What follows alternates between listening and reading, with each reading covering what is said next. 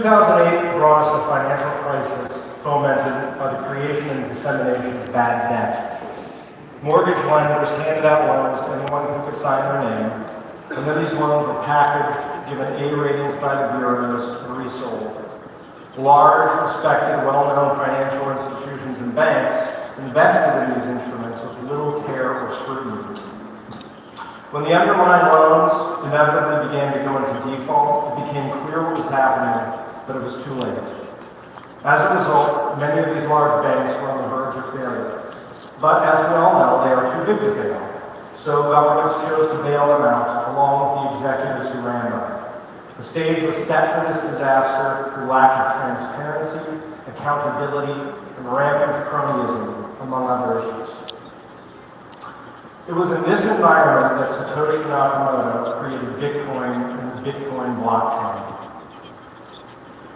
There have been a handful of inventions throughout history that have radically changed the world and the lives of those who use them. The wheel, penicillin, the automobile, the airplane, the telegraph, and of course the internet. The early adopters of these technologies saw clearly what the rest of us did not. They understood the profound value inherent in these technologies. Bitcoin and the Bitcoin blockchain falls into this category, and their early adopters are no different. They saw and were sensitive to the promise of personal sovereignty, transparency, decentralization, and economic emancipation that these technologies created and allowed for. The crypto ethos of holding your own keys, the separation of money and state, and the sheer utility of being able to send any denomination of value at very low cost, nearly instantly, to anybody else in the world with a device connected to the internet, with no middleman or government involvement, was clearly an incredibly powerful tool. This was the clarion call being heeded by those intrepid individuals. The worldview that attracted us all to this in the first place. This was the antidote to the mistakes, greed, opacity, and corruption, and short-sightedness that had led us into the abyss in 2008. This was a new paradigm, a new world, where the financial well-being, where people were responsible for their own wealth and financial well-being. There would be no fractional reserve banking, no rehypothecation, no runs on the bank, and no playing fast and loose with the wealth of nations and fiat money controlled by the state to the advantage of the elite at the cost of the citizen. Amen and hallelujah. That ethos still pervades the crypto landscape. Those of us who have championed these technologies have done so largely because we are sympathetic to those promises. When I first became involved in the industry in 2015, we were a fringe industry. We can now be accurately described as niche. What we all hope is that someday, some way, we will become truly mainstream, and that the benefits of this tech will be available to and used by all. We want that because we believe if it happens, we will live in a better world. A world with greater inclusion, equity, and prosperity. Another technology that levels the playing field and allows each individual to participate, less bound by whatever circumstances and government they were born under, and more independent, more sovereign. So, what's the holdup? As I stated earlier, this technology is available to anyone with a device that connects to the internet, which today is approximately 4 billion people. Why are they not all using Bitcoin? There are many answers to this question.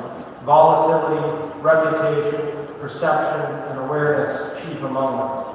But there is something else, something more fundamental, something hidden in plain view that is the real roadblock to wide adoption. Who were the early adopters? These were the futurists, the technologists, the software engineers, those individuals who could read and understand Satoshi's white paper, as well as read and understand the code that is Bitcoin.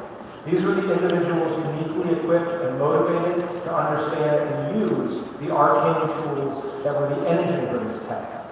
Seed phrases, public and private addresses, software and hardware wallets, individuals conversant with and comfortable with the notions of cryptography, hash power, nodes, members, Merkle trees, and all the other sci-fi aspects of this technology. And even these people, in it from the beginning, made mistakes and began to realize the dangers and the limitations of holding large sums of value, perhaps even millions of dollars worth, on a thumb drive in a safe in one's basement. How many billions of dollars of value have been lost forever due to carelessness and accidents? January 3rd is Genesis Block Day, the day the first Bitcoin was mined. It has also become Proof of Keys Day, the day when we withdraw our crypto holdings from whatever exchange or third party might hold them on our behalf and transfer them to our own hardware device to prove ownership. I understand and appreciate this instinct. It is a useful exercise. We are proudly declaring and consolidating the values that attracted us here in the first place.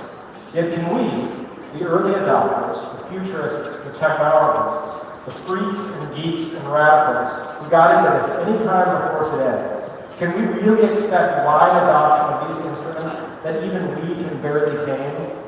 Can we expect those with businesses and interests outside the realm of technology, finance, and libertarianism to adopt and feel comfortable with this tech as it exists today? No, we cannot. The internet was invented in the 1970s. To those familiar with it in its early days, it was obviously a powerful tool that would forever change how people communicated and shared information with one another. Yet it was not widely adopted until the 1990s. Among the most important reasons for it eventually becoming a mainstream tool that we could all use and take advantage of to its fullest effect was the creation of a simple, user-friendly way to connect to it and navigate it. It wasn't until Mark Andreessen created the Mosaic web browser in 1993 that we had an interface easy enough for the layperson to use, that the internet could finally begin fulfilling its promise. That is the crossroads at which we in the cryptocurrency business find ourselves today. We are the inner circle of a tool that can transform how we store and transact value. But due to the arcane modalities needed to execute these functions, it currently defies wider adoption. Until we develop our own mosaic, we will have found our limit as a niche product, never gaining mainstream adoption. So, how do we balance these seemingly paradoxical goals? Maintaining the virtues of sovereignty and decentralization with the need for user-friendly solutions for custody and distribution, among other things. That is the work of SALT. Our mission is to maintain the philosophical reason for being for cryptocurrencies and blockchains while creating simple, elegant tools so that everyone may fully participate in this new economy. Whether individuals or businesses, we are creating financial products and services and building software tools that will draw the wider world into ours, such as leverage. As the first to offer loans collateralized by cryptocurrencies, we filled a large hole in the blockchain economy by providing this fundamental financial instrument. This alone materially changed the landscape, providing investors and would-be investors with a powerful tool. Our loan servicing tool is a plug-and-play solution to lending against these assets. Neobanks, such as Chime, and storied players of the old guard like Barclays can lend against these assets without needing to build the technological infrastructure themselves. We provide best in the industry custody services. The ability to hold or store cryptographic assets in a way that is secure and transparent has been a major topic in cryptocurrency.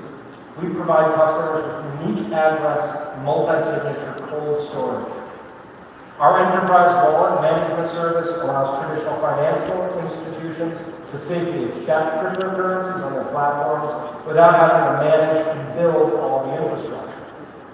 We have also built tools such as blockchain monitoring and analysis, which allow holders to monitor individual sets of blockchain addresses and get near real-time notifications about transactions in or out. The analysis or network graphing capabilities allows anyone to tag a specific address or define a behavior to fit their monitoring needs. We've spent the last 2 years building and iterating, creating practical, powerful